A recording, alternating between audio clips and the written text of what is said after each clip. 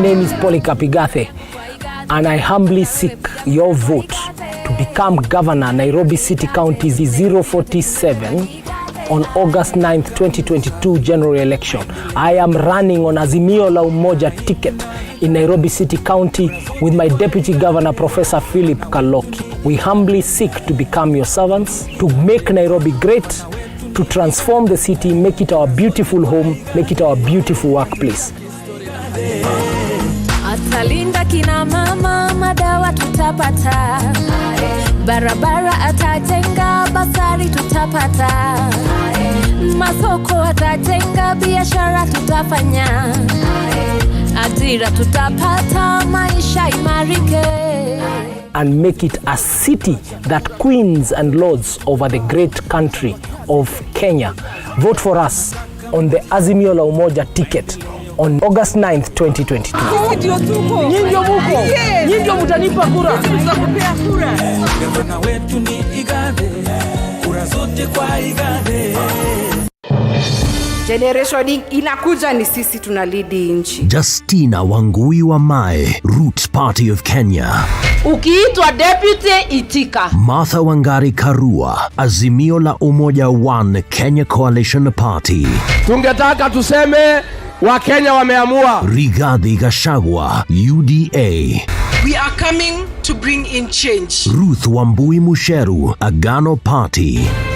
Battle of the Deputies. What would you like to ask your next deputy president? Send your questions on video to the WhatsApp number 0796 560 560. Keep your questions under 30 seconds. You can also text your questions to 22843. The Deputy Presidential Debate live on the 19th July 2022, 5 p.m. to 9 p.m.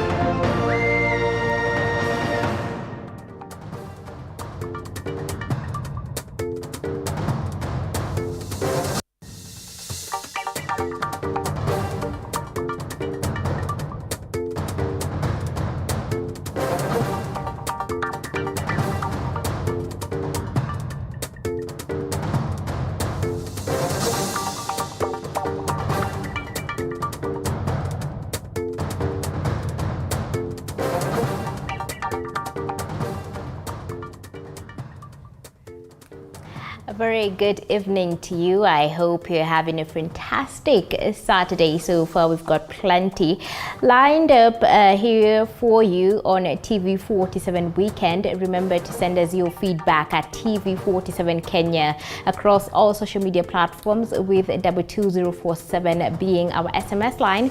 But before that, let's take a look at tonight's top stories.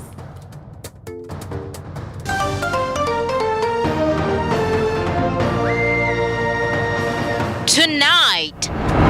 So this is a dirty trick that they played on us. Mike Sonko files for review of impeachment verdict, terms the Supreme Court ruling unfair. Also tonight. It's battle for Nairobi City County votes. Alafu pale kwa bunge msimpige mimi kura, alafu mwache mimi rais hanisi kama yule ambaye mahasiwa. Raila pitches tent in Dagoretti, Westlands and Makadara. Wale tunashindana na wao watu wa kuzumia kwa sababu wamekwama. Sasa wanazungusha opinion poll. Sijui kwa opinion poll, sijui kwa nini. As Ruto rallies Langata and Githurai residents. Omanyala overcomes jet lag to qualify for semis in Oregon. These as DCI launch probe into the visa delay saga.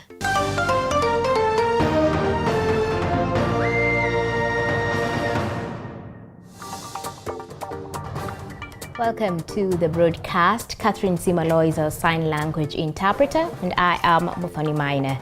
Now, former Nairobi Governor Mike Sonko has filed a review of a decision by the Supreme Court that upheld his impeachment in 2020.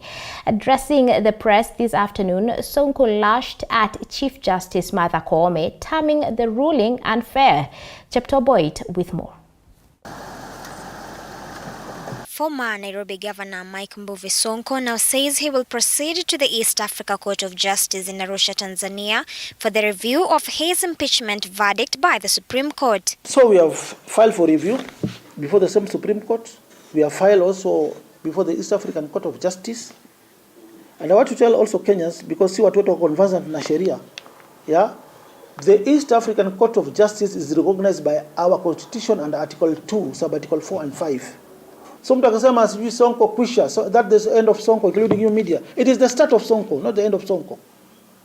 Because we have been denied justice by how the Chief Justice conducted herself in this case. Sonko criticized the inclusion of Chief Justice Martha Koome on the bench that upheld his impeachment, saying she had already indicated her position on the case. If they could have gone with a genuine position by telling us the matter will be heard by a 7-judge bench, we would have prepared an official recusal application for her to recuse herself, because she had already formed an opinion that Sonko is not supposed to be on the ballot. However, Sonko has threatened to sue Koome for going against the law by talking about his case while still pending in court. That in future, do not comment on any case that is pending in court, either on social media, public TV.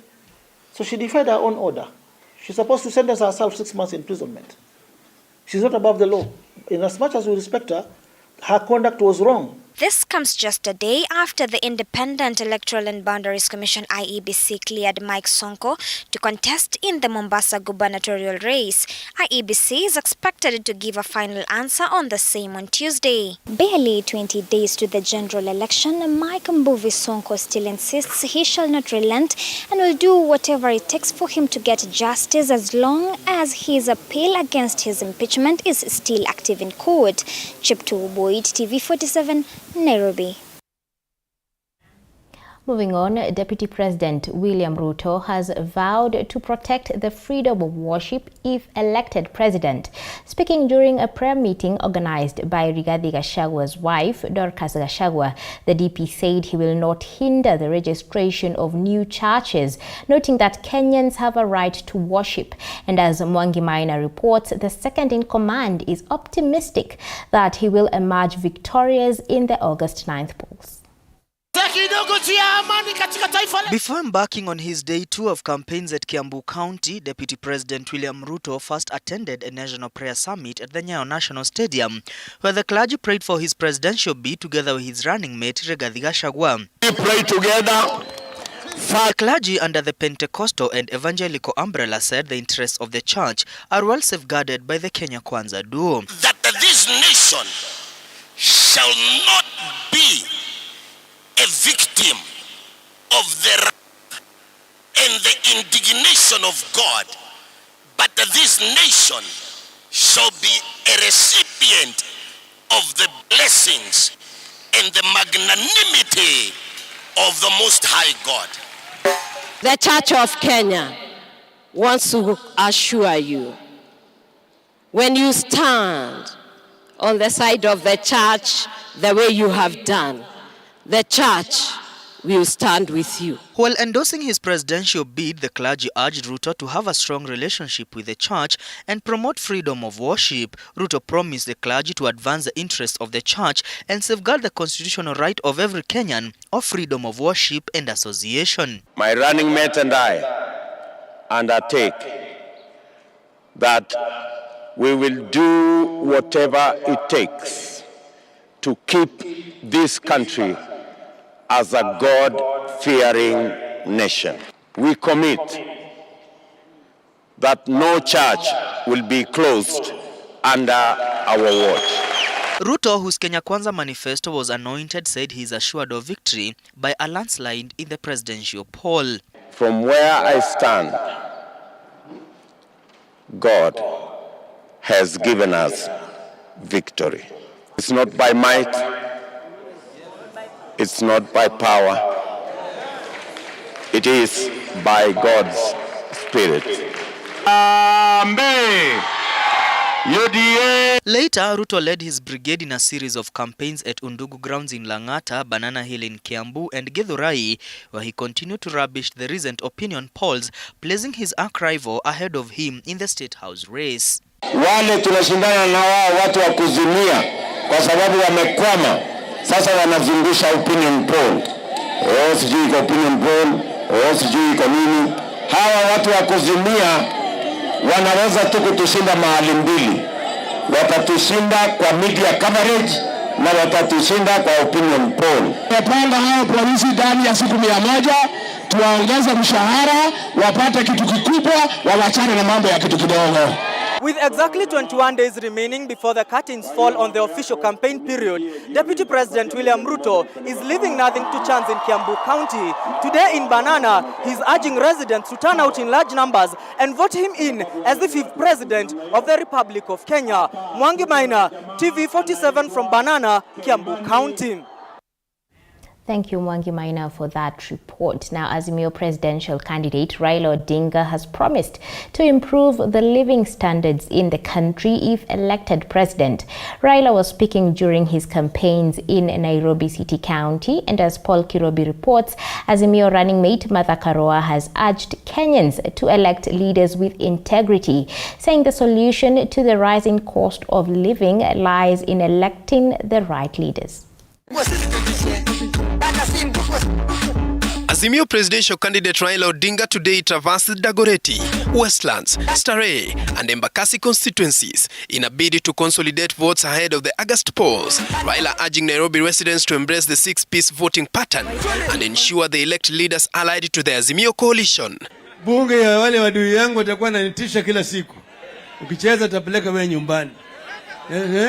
Unajua bunge ile ambayo inapeleka rais nyumbani inaitwa Senate. Wanafanya impeachment. Mimi nataka mpatie mimi wale ma MCS, mpatie mimi bunge hapa. The coalition flag bearer promised to address the issue of high cost of living if elected president. Kazi mtaani itarudi permanent. Sawa sawa?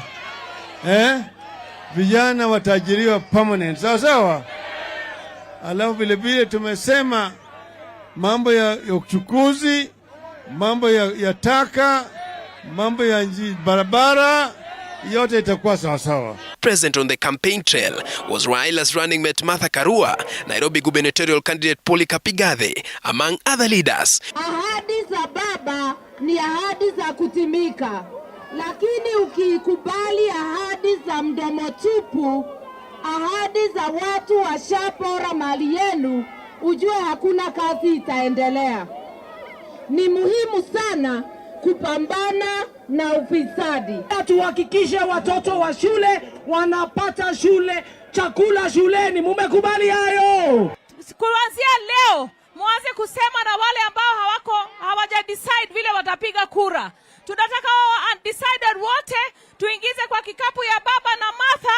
With less than a month to go to the polls, the Azimio presidential candidate delivered a bag full of goodies to Nairobi residents. Tomorrow, he will complete his tour some parts of the city before proceeding to Thika Road. Azimio la Umoja One Kenya presidential candidate Raila Odinga has promised to hold another mega political rally at Nyayo Stadium early next month before Kenyans cast their votes. Paul Kirobi, TV47, Nairobi. On to the clarion call for peace, as religious leaders and police officers in Mombasa County have today held prayers to ensure a peaceful country ahead of the August polls. The move is set to quell the political temperatures in the county, as well as sensitize the members of the public on the need to maintain peace and tolerance. Petronila Goren has more. It was songs and jubilation at the Bomu Stadium in Changamwe constituency, Mombasa County. Here, police officers, religious leaders, politicians and the members of the public converged to pray for peace. This comes months after the National Cohesion and Integration Commission (NCIC) mapped Mombasa County as a hotspot area, saying it may experience violence during the August polls. Biblia inasema kama Mungu angelinda mji, wanaolinda wangelinda bure. So kusudi na malengo makubwa ni kumuhusisha Mungu katika kila jambo takalotendeka katika taifa letu. Tumehakikisha mpaka mahali tumefika kwamba tumekuwa na amani na tunaendelea kuwa na amani, na tunaamini kwamba kufikia tarehe 9 tutakuwa na amani, baada ya tarehe 9 tutakuwa na amani. At the same time, youth have been urged to shun politicians who may use them to cause violence, with political leaders urged to be peace ambassadors. Kila mmoja anaruhusiwa kuomba kura kwa wananchi, lakini aombe kwa amani na kwa heshima. We have already taken our positions so that we can see the victory of God. And in addition to that, the National Police Service has made its efforts to train its officers on how to handle and also relate well with the election officials, and also on how to treat the members of the public with decorum. Na ningependa pia kadhalika niwaulize wanasiasa wenzangu mahali popote walipo hapa Kenya, wahubiri amani. Haya maombi Mungu yapokee ili nchi yetu ya Kenya baada ya kura hizi irudi katika hali yake ya kawaida na tusonge mbele, tujenge taifa letu. However, police officers have vowed to apprehend those who intend to cause violence or engage in criminal activities. Peace is not absence of conflicts. Peace is determined by the way we handle situations by peaceful means.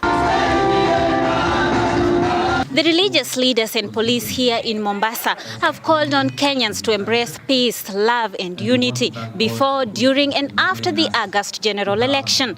Petronila Goren from Bomu Stadium in Mombasa County.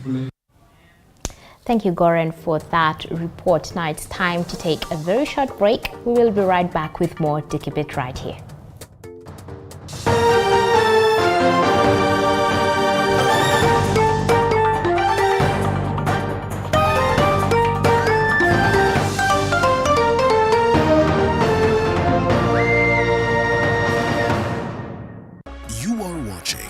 TV47, the home of untold stories.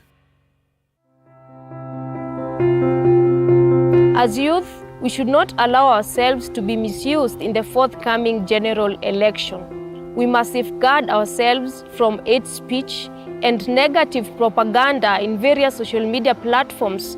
As young people of this nation, it is our role and duty in promoting peace and an inclusive society.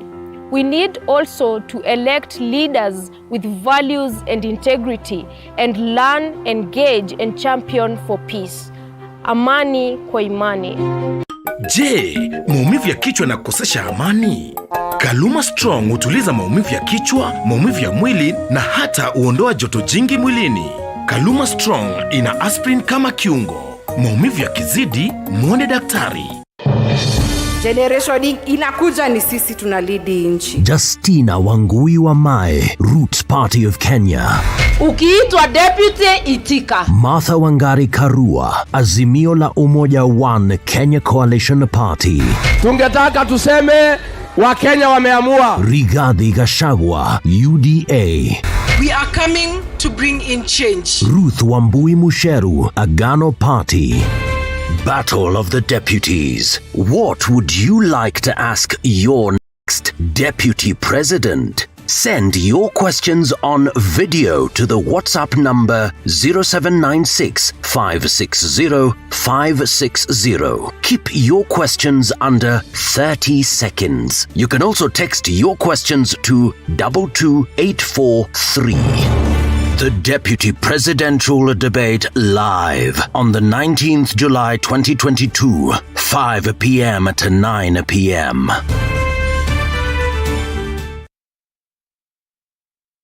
Watching TV 47, the home of untold stories.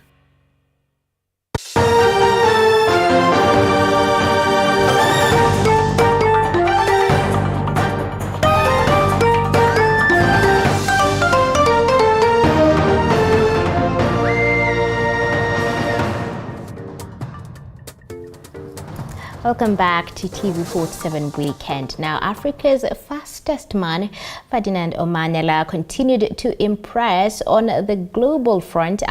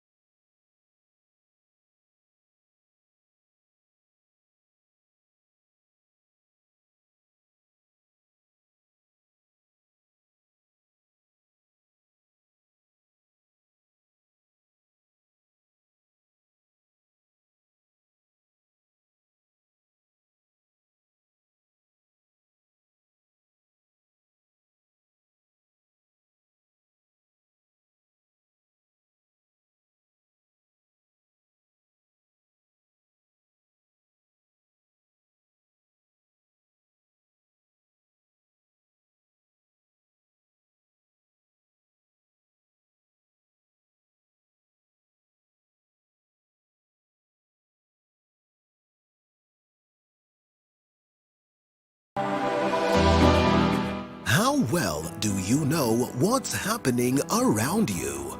Morning Cafe with heated political debates. Baraza la Siasa. Hiyo kitu azungumzie, angalie hali ya maisha ya watu. Informative health discussions. Business, farming. Tasty Wednesday, Fitness Thursday, and Feel Good Friday with amazing DJs, celebs, waimbaji, kuna comedians, alafu kuna wajinga. and music bands every Monday to Friday from 6 a.m. to 9 a.m.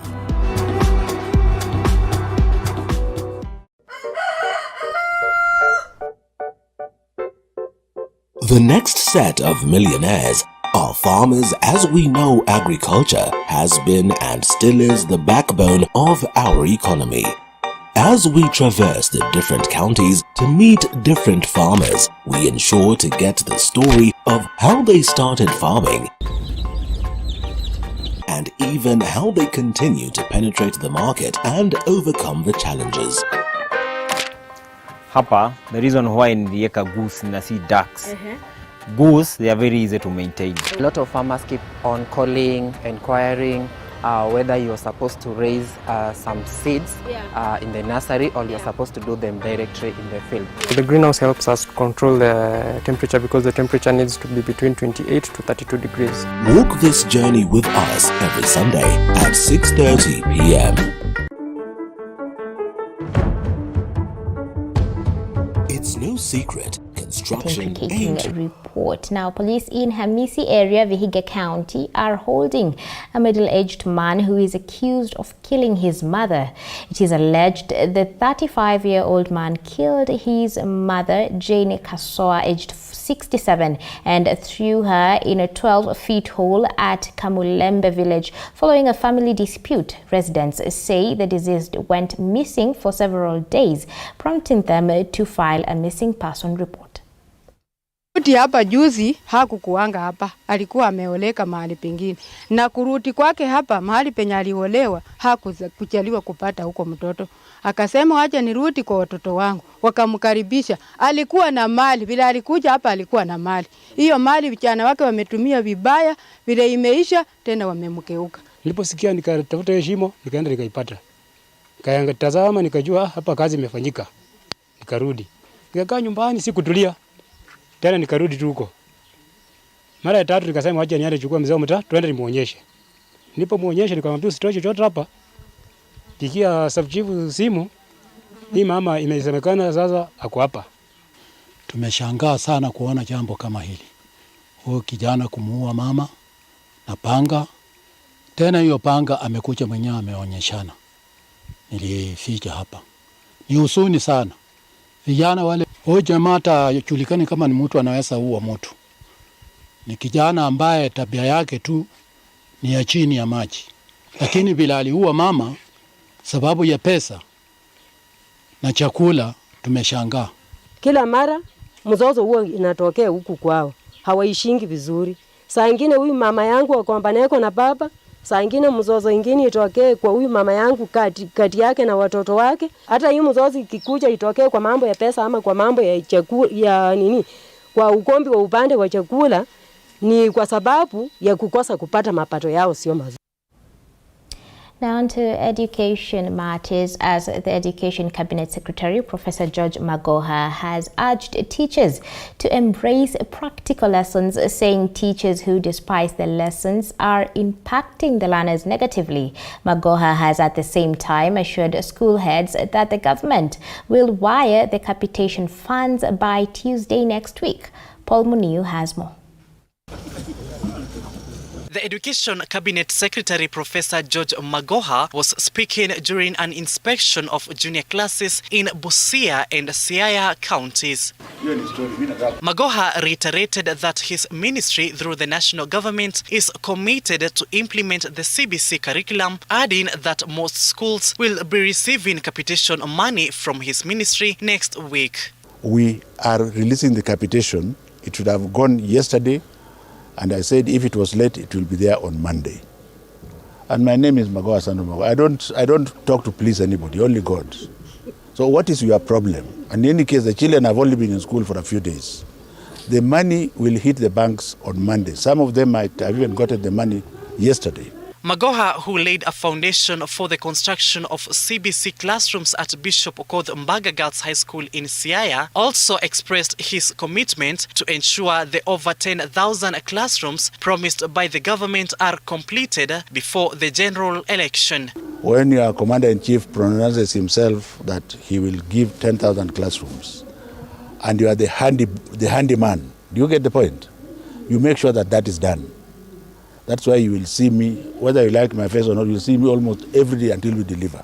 So far, at least 6,495 new classrooms under the first phase of CBC infrastructure development has successfully been delivered. We are doing very well, and like we promised, the balance of 3,000